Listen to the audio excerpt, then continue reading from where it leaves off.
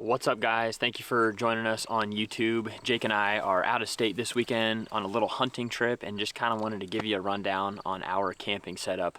We try to make it a point to go out of state and hunt at least a couple times a season, and we feel like we have our camping set up pretty down pat, and just wanted to share it with you guys. So starting first and foremost here, we keep a lot of our important stuff inside the cab of the truck, things like our guns, things like our camera equipment.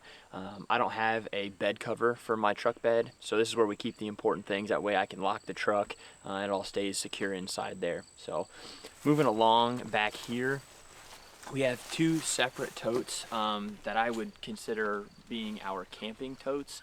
We have essentials in here like spare batteries, spare thermocell parts, we have Kleenexes, toiletries, things like that, just stuff that you may need, cooking essentials, which would bring us then over here to our cooking setup. So actually just made this purchase and I'm super thrilled with it. It's an Ozark Trail stovetop. We cooked I think 4 meals on it so far this weekend.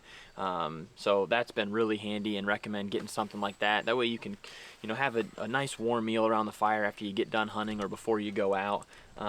We have 2 separate coolers. We got the small Yeti, which has most of our groceries in it. So we got ground beef in there, we got chicken in there, we had some fruit in there. And then the bigger cooler in the back is actually for if we were to harvest a deer. Fortunately, we haven't got one, and we're not gonna get one on this trip because we're getting ready to head home, but that would be for quarters if we ended up harvesting a deer. And then obviously we'll have our tree stands and stuff in the back here when we're going to and from hunting. So next, moving along to the tent setup here. This is a Coleman tent, and it's actually a 6-person tent, but if you know anything about tents, whatever they say is the amount of people that'll fit inside. You could take about half of that, and that's what you can actually sleep, sometimes even less. So we like to bring cots, that way it's a little more comfortable. So we have 2 cots inside there, and then that leaves space in either corner for your clothes, for your shoes, and anything else that you'd want inside. If we take a little closer look in here, you can see Jake's the neat sleeper.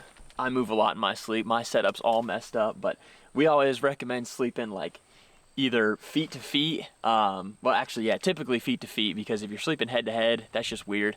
And if you're sleeping head to another guy's feet, you have to sit there and sniff them all night long. So we recommend putting heads on either side of the tent. That's kind of the best way to sleep, in my opinion. So, and then last but certainly not least, we got the fire setup over here. So it's just nice to relax after a nice hunt. You can take your boots off, kick your feet up, dry out maybe your boots or your socks if they got sweaty and wet. Even cook some meals over it. I know we had potatoes on there last night, so this is a nice way to, like I said, just kind of relax, little nightcap, and then that will pretty much cover it. It's simple. We don't have a whole lot of stuff, pretty minimalistic, but it gets the job done, especially for the quick 2-3 day hunting trips. So we hope you guys enjoyed this quick rundown, and November is almost upon us, so good luck out there in the woods.